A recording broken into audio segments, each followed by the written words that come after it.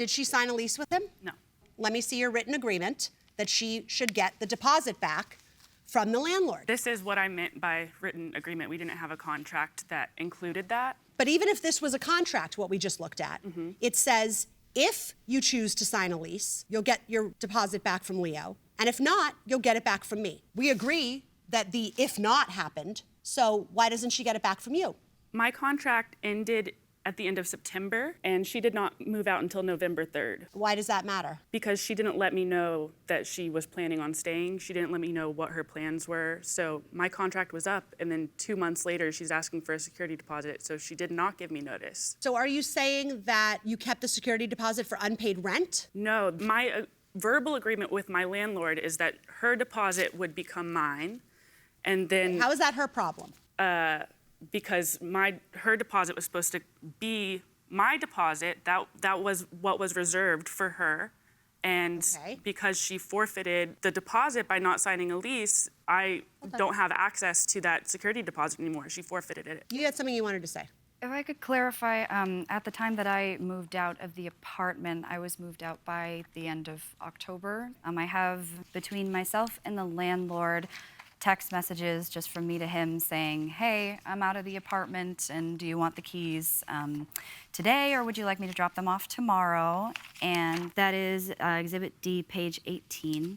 That's me telling him that I'm out of the apartment, and him saying, you can drop the keys off in the morning, and I dropped the keys off, so I was out by the end of the month.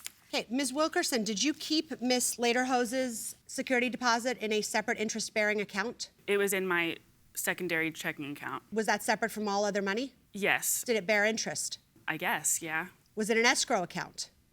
I don't know what that means. So you signed a written agreement that you would keep her money in a separate interest-bearing escrow account. You did not do that. You put it in your own checking account. So you didn't comply with the terms of the lease.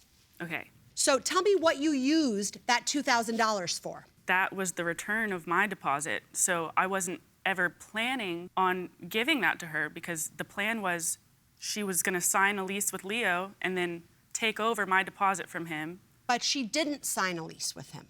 So why did you not have to give that money back? Because she didn't give me notice. So your defense here, which by the way, I don't see anywhere in your papers. What you told us under oath when you signed your response was, I had a verbal and written agreement with her that I was not going to be responsible. Now you're saying, well, I didn't receive notice. She broke the lease. Which is it? Well, I guess that the disagreement is you're thinking of written agreement as contract, and I wasn't thinking of it that way. I was just trying to describe that I had a communication with her. Okay, but what you told her was, if something happens, this will happen. If something happens, that will happen. But the that happened. So you can't hold her to the this. I'm not a landlord.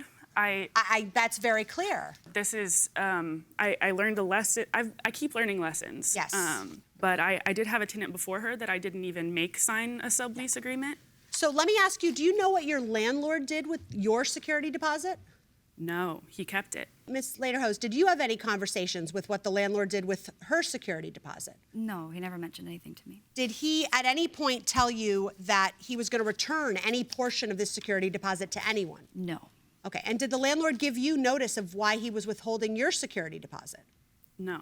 So did either of you get an itemized list of why the security deposit was being withheld? No. No. So it would seem to me that the person who really should be here answering questions is the landlord. This is true, yeah. And you would agree with that too? Yes. Okay.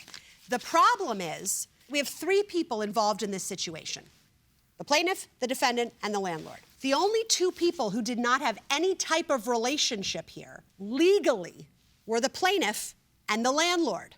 You, Ms. Wilkerson, unfortunately are caught in the middle. You had a legal relationship with the plaintiff, and you had a legal relationship with the landlord. So the real problem is that saying to her, well, you have to sue him, he doesn't have any legal relationship with her. I actually wanted to correct that part in my statement. Please. Because I don't think that she should be suing Leo. I think that she just forfeited her deposit, which was my deposit. So I kept her deposit as the return of my deposit.